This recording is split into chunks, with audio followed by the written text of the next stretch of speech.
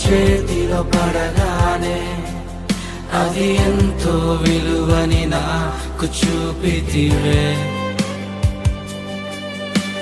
జీవమే లేని నాలోని జీవమును నింపుటకు నీ జీవితాన్నే తారబోసితివే.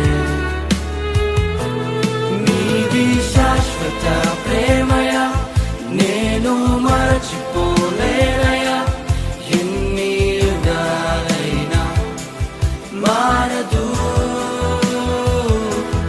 ఎండిన ప్రతి మోడును మరలా చిగురించును.